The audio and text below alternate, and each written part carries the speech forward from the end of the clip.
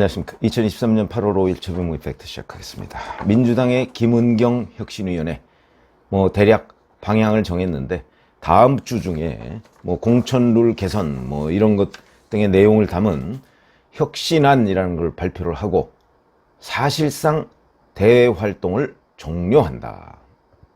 이렇게 방향을 잡았다고 합니다. 이게 뭘 의미하느냐 하는 것을 말씀을 드리겠습니다. 혁신위 관계자가 몇몇 언론 매체에 얘기한 걸 보면 8일부터 20일까지 혁신안 발표가 있을 것이다. 8일에는 내년 총선에서 미래 정책을 다룰 전문인재 영입을 확대하는 내용 등을 담을 것이다. 이렇게 얘기를 했고요. 그 후에는 약 2주간 혁신안을 문서화하는 등 실무 작업에 들어갈 계획이다. 그러면서 최종안을 당 실행위원회에 넘긴다. 이렇게 이제 아마 얘기를 한 모양입니다. 자, 그런데 그런 의미에서 이제 어제 충남 천안 지역에서 간담회가 예정돼 있었는데 그 간담회는 취소했고요. 오늘 전주에서 간담회가 있다. 전주는 아마 제가 알기로는 김은경 혁신위원장의 고향으로 알고 있습니다. 이 간담회는 아마 그냥 할 거라는 보도도 있고 이 또한 취소할 거라는 보도도 있고 그렇습니다. 여하튼 원래 혁신위원회는 8월 말이나 9월 초쯤에 활동을 끝내는 걸로 이렇게 예정이 돼 있었는데 그걸 앞당겨서 그냥 끝내버리는 거죠. 자, 이렇게 되면 결국은 이제 친명혁신위원회라는 그런 평가를 받았던 이 김은경 혁신위원회가 어찌 보면 참담한 실패로 끝난 것 아니냐. 저는 충분히 그렇게 얘기할 수 있는 대목이다. 자, 그 이유가 무엇일까? 저는 첫 번째로 보면 친명혁신위원회의 태생적 한계라고 봅니다. 잘 아시다시피 혁신위원이 다 친명계 중심으로 돼 있죠. 그러니까 그래서 이게 김은경이 뽑은 거냐 아니면 이재명 대표가 뽑은 거냐 이런 논란이 벌어질 정도였습니다.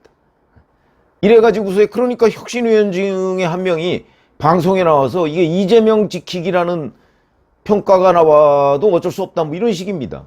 혁신을 왜 하려고 했던 거죠? 이재명 대표 체제의 1년이 영 국민들한테 평가를 제대로 못 받고 있으니까 각종 방탄만 남발하고 이렇게 평가를 못 받고 있으니까 이것을 좀 아주 가죽을 뜯어내듯이 가죽 혁재 아닙니까? 뜯어내듯이 전면적으로 바꿔보자. 이게 혁신위원회였는데 이재명 대표가 그거를 약간 이렇게 포장가리식으로만 대응을 해서 국민들을 눈속임하려다가 결국 실패한 것이다. 이렇게 봐야 되고요. 그래서 이렇게 보시면 됩니다. 지금 민주당 지지자 중에서 친명만 있는 게 아니라요. 비명계도 있고 친문도 많습니다. 이재명 대표 때문에 민주당을 지지한다? 착각이죠. 그런데 이재명 대표가 지금 그거를 살짝 포장을 바꾸어서 마치 자기는 손 안 대고 코 푸는 격으로 뭔가 이재명 체제 공고화를 하려고 하다가 지금 그 시도가 중단된 것이다. 그게 조기에 들통이 나는 바람에 너무 노골적으로 하는 바람에 중단된 것이다. 이렇게 봐야 되고 그 다음에 보다 결정적인 건 바로 김은경 혁신위원장이라는 사람의 이딴 설화죠. 설화. 최근에 노인 폄하성 발언 그것만 있는 게 아니고 초선 의원들하고 간담회 했더니 그 간담회에서 코로나 시대 학력 저하한 학생의 비유를 하질 않나. 이 간담회나 당원 간담회나 이런 걸 하면 할수록 늘 설화가 뒤따릅니다. 구설이 뒤따릅니다. 그거는 감수성이 너무 떨어지고 그 다음에 궁극적으로는 교수임에도 불구하고 소통 능력이 떨어지는 사람이다. 감수성이라는 건 뭘 의미하냐면 본인이 이런 발언을 했을 때 과연 어떠한 반응이 상대방으로부터 올 것인가 하는 것을 충분히 가늠하고 얘기를 해야 되는데 그런 부분이 없다. 이런 거죠. 아마 우리 학교에서 일방통행식의 강의만 해서 그런가? 이런 느낌도 가질 정도로 그거는 김은경이라는 사람의 문제지 사실 교수나 이런 사람들이 전부 다 그렇다 이렇게 얘기하기는 어려운 거 아니겠습니까? 그렇기 때문에 이 정치를 너무나 모르는 사람이 그저 자리 욕심만 가지고 혁신위원장을 딱 꿰찼다가 결국 이런 실패를 몰고 왔다. 이렇게 보시면 되고, 그 다음에 뿐만 아니고 1호 혁신안, 2호 혁신안 뭐 하는 것들이 다 그냥 우스꽝스럽게 됐습니다. 불체포특권 포기선언 잘 아시다시피 거기다가 정당한이라는 걸 넣어서 사실상 껍데기만 남은, 그건 뭐 그때부터 이미 그 불체포특권 포기선언이라는 걸 관철시키지 못한 그 혁신위원회는 이미 그때 동력의 상당 부분을 잃었던 것인데, 동력을 잃었는데 그 이후에 설화까지 겹치니까 결국 점포정리 수준으로 지금 들어가는 거다. 이렇게 보시면 되고, 꼼수탈당 방지선언 그것도 했는데 바로 그 즈음에 김홍걸 의원이 꼼수탈당을 했었죠. 그 사람을 복당시킵니다. 당에서. 이거는 이런 엇박자도 일부러 하려고 해도 참 힘들 정도다 하는 거를 우리가 충분히 또 알 수 있는 대목이고, 공천 룰을 손댄다? 아마 이재명 대표가 혁신위원회를 만들어서 하고 싶은 게 바로 이걸로 보이는데, 그러니까 대의원들의 영향력을 줄이고 개딸들의 영향력을 높이려는 거 아니겠습니까? 아마 이거는 이번 혁신안에도 포함이 될 것으로 지금 예상이 되는데, 그렇게 포함돼도 아마 반발이 심해서 결국 채택이 안 될 거다. 나중에 뭐 실행위원회인가 거기서 채택을 한다고 그랬는데 결국 안 될 거다. 이렇게 보시면 되고, 자, 그러면 이제는 김은경 혁신위원장이 그 대한노인회를 방문해서 사과하고, 거기서 김오일 대한노인회장이 사진에다가 이 뭐 사진 따기, 흔히 이렇게 얘기하는 그 직접 뭐 때릴 수는 없으니까 거기다가 이렇게 퍼포먼스를 했죠. 사진에다가 이렇게 손찌검을 하는, 저는 뭐 이 노인들의 좀 장노년층의 분노, 사그러들지 않는 분노, 그거를 김오일 위원장이 저는 정무 감각을 발휘해서 벌인 퍼포먼스라고 봅니다. 그래야 노인들의 그 화가 다소라도 좀 진정되지 않겠습니까? 아마 노인들 일부 좀 과격한 분들은 거기서 김은경 혁신위원장 사퇴, 그 다음에 사과 받지도 마라, 사퇴할 때까지 사과 받지 마, 이렇게 주장했다고 합니다.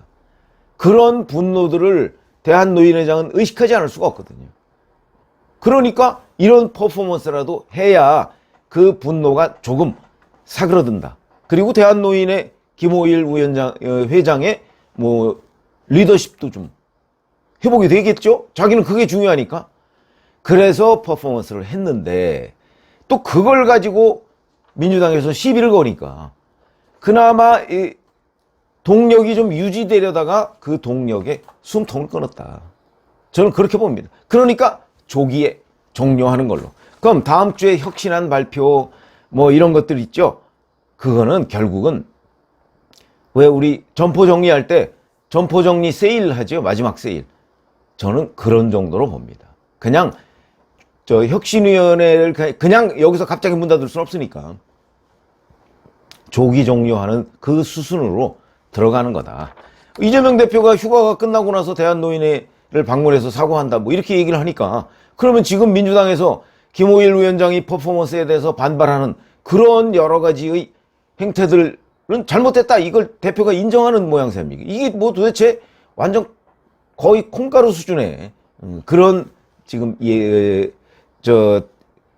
행동들이 나오기 때문에, 이런 것들을 보면 이 혁신위원회의 문제는 결국 이렇게 그냥 점포정리 세일로 끝난다, 이렇게 보시면 되고요. 뭐 그냥 대략 이렇게 되면 김은경 혁신위원회는 그냥 뭐 기록상으로만 남고, 뭐 혁신안 뭐 이것도 그냥 기록상으로 뭐 8일날 발표한다는 뭐 인재영입 뭐 그건 하나마나 한 얘기고요. 인재영입이야 뭐 어느 당이든 다 하는 거 아니겠습니까? 총선 앞두고 인재영입 안 하는 당이 어디 있습니까? 다만 그 인재가 제대로 영입이 되느냐. 만약에 이번에 혁신위원회가 성공을 한다, 이러면 아마 인재가 몰릴 겁니다. 특히 수도권은 민주당이 강세니까.